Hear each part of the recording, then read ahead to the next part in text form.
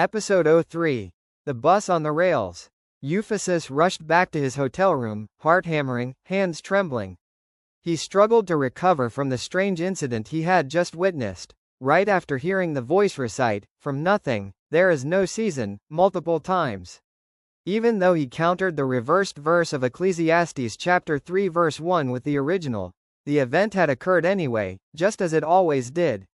Without hesitation, he swallowed a few pills, the same ones he used to calm his anxiety after each bizarre encounter.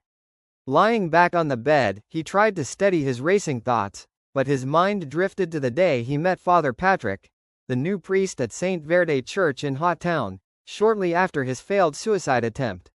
Euphesus had avoided the former priest. The town already knew too much about his past. Father Patrick, however, listened differently. Euphesus carefully left out the details of his suicide attempt, fearing judgment. After patiently hearing about the voices and the strange events, Father Patrick leaned forward. "It's the devil's work," he said solemnly. Then he instructed Euphesus to recite the original verse whenever he heard the echoing reversal. Euphesus followed the advice faithfully, though it offered only temporary relief. He left the church quietly, feeling the weight of the altar server's gaze lingering on him longer than usual.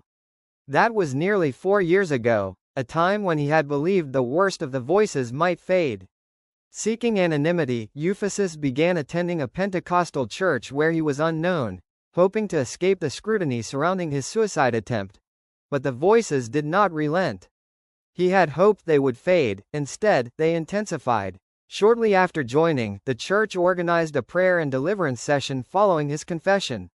For a time, the voices quieted, but it did not last. They returned, accompanied by strange, improbable events, rarely miraculous, yet unsettling in their subtle, inexplicable nature. One day, while painting in his gallery, the voice returned. Low and hollow, it seemed to vibrate through the walls, chilling him to the bone. Instantly, a framed artwork toppled, striking a client who had just entered. The man escaped with minor bruises, but Euphesus was certain the voice had caused the accident. His palms were slick with sweat, and a cold dread settled deep in his chest. Later, Euphesus experienced a vision unlike any before. At an empty train station, he saw children trapped on a bus gliding along the railway. Their cries were muffled yet piercing, reverberating in the empty space. He knew he wasn't dreaming. The driver stared directly at him, unmoving, silent, and impossibly real. The bus on the rails, the children's wails, it was absurd, terrifying, undeniable. The station was eerily silent. Euphesus shouted for help, insisting the children were being kidnapped, but the few people around glanced briefly and walked away. Only one man remained, standing in the shadows, observing. Euphesus ran to him, breathless, chest tight, mind spinning. "They've been kidnapped," he cried. The man nodded slowly. "I know." Surprised, Euphesus asked, "Then are we going to?" The man only smiled, a cold, knowing expression, and gestured for him to come closer. As Euphesus leaned in, the man burst into laughter and walked away, leaving him frozen, stomach-knotting with fear. A train horn blared. Euphesus turned toward the rail, but there was no train. Instead, the bus reappeared, now empty. No children, no driver, just the bus, gliding silently along the rail as if nothing were wrong.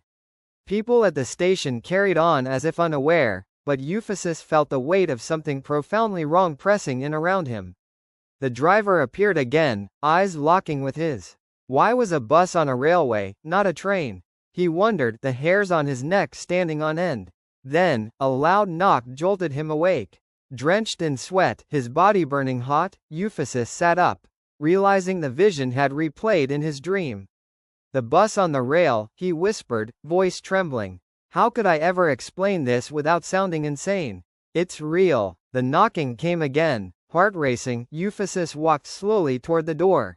A thought struck him, and he paused, straining to hear the echo of the Ecclesiastes reversal, but there was none.